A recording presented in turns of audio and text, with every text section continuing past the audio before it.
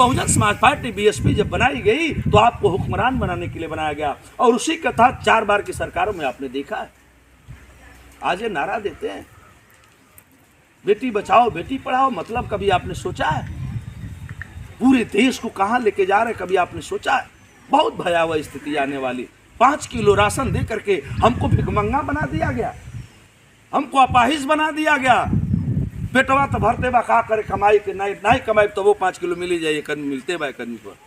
क्या सोच है, क्या सोच है? कब सोचोगे आप इस पर? आने वाली पीढ़ी आपकी कहाँ जाएगी, जहाँ बाप दादा हमारा लोगों ने जो नहीं किया था वो भी ये लोग करवाने। फातिमा सईद और माता सावित्रीबाई विलखती तब हैं कि जब इनको मना करने के लिए कीचड़ गीला गंदा फेंक करके कि औरतें न शिक्षित हों, आपको शिक्षित करने की जो बीड़ा उठा ली हैं, अब महिलाएं शिक्षित होंगी, यही इनको बर्दाश्त नहीं हुआ। और जब बर्दाश्त नहीं होता है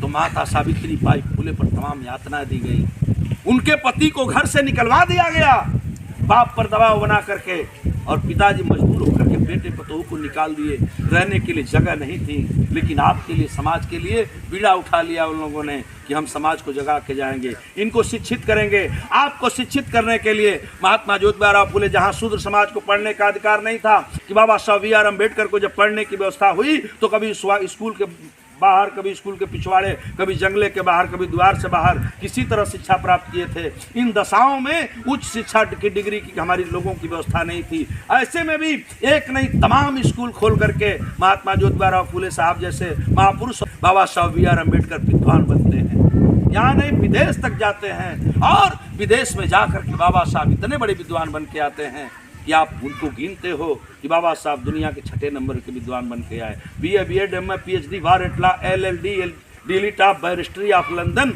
इतनी डिग्रियां बाबा साहब हासिल किए कि लोगों ने उनको 6वां नंबर का विद्वान कहा, दुनिया का 6 नंबर के विद्वान कहे गए, और उनकी पूजा हम कर रहे हैं। ये समाज आज जागृत है, इसलिए बाबा साहब ने कहा था बाद में कि लोग मुझे याद करेंगे लेकिन मेरे न रहने के बाद, और वो आप मेरा समाज कर रहा है, इस पर मुझे गर्व है। लेकिन आज जो स्थितियां बनी हैं, इन महापुरुषों के पदचिन्हों को, बाबा साहब के संविधान को दिए हुए अधिकारों को बचाने की जिम्मेदारी मेरे ऊपर आ गई, आपके ऊपर आ गई है। नहीं तो आने वाली पीढ़ी आपसे सवाल करेगी कि बाबा साहब का समय था तो बाबा साहब ने किया, कांसी राम साहब का समय था तो कांसी राम साहब ने किया, बहन जी का समय था तो बहन जी ने किया, लेकिन आप बताओ कि आपने क्या किया? इन लोगों ने नारा दिया है बेटी बचाओ बेटी पढ़ाओ, कभी आपने सोचा मेरे देश के अंदर बेटियों की इज्जत लूटी जा रही है, मेरी बेटी बहन सुरक्षित नहीं है, मनीषा का गैंगरेप होता है, बोटी बोटी काट दिया जाता है। यही नहीं, 3 में पढ़ने वाला बालक, 3 में पढ़ने वाला लड़का इंद्र कुमार मेघवाल की हत्या होती है। और हत्या जानते क्यों होती है? एक बार बाबा साहब को पानी पीने का दर्द हुआ था, और दूसरी बार अभी अभी आपके सामने हुआ है। 3 में पढ़ने वाला बालक इंद्र कुमार मेघवाल को प्यास लगती है, जिस स्कूल में पढ़ रहा था पानी पीने के लिए प्यास लगी थी उस बच्चे की, और पानी नहीं मिला, एगो मिट्टी रख रहल तो देखलस कि मिट्टिया में पानी बा, प्यास रहल लड़का के का पता बा कि पनिया दूसरे का बा, दूसरा का बा के छुअब तो छुआ जाई। गलती यही थी कि वो शूद्र था, समझ नहीं पाया। 3 में पढ़ने वाला बालक जाके मिट्टी का पानी पी लिया, और जब पानी पी लिया तो जो टीचर था मनु के विधान को मानने वाला व्यक्ति, और देखता है कि ये शूद्र मेरी मिट्टी की छो दिया, पानी पी लिया, तो ये चाचा इतना मार मरलस मास्टर, मोबाइलिया पर बिरहा बजाता हमार पानी के बदले मौत हो जब तक आ जाई, वो बिरहा का शीर्षक हम दिले पानी के बदले मौत। ये चचा इतनी मार मारा वो मास्टर कि इंद्र कुमार मेघवाल जैसा छोटा सा बच्चा मर गया। क्या गुनाह था? गुनाह यही था कि वो शूद्र समाज में पैदा हुआ था, जहाँ गौरी शंकराचार्य पैदा हुए हैं। हमारे पर कलंक है कि मैं चमार का बेटा हूँ, लेकिन मुझे गर्व है। गर्व इसलिए है कि मेरे समाज में तमाम महापुरुष पैदा हुए हैं, और उनके संघर्षों के बदौलत जिस देश के अंदर गाय सुअर भेड़ बकरी गदहा अगर पोखरा में लौट दे तो हमारा समाज के पानी पिए के अधिकार ना रहल।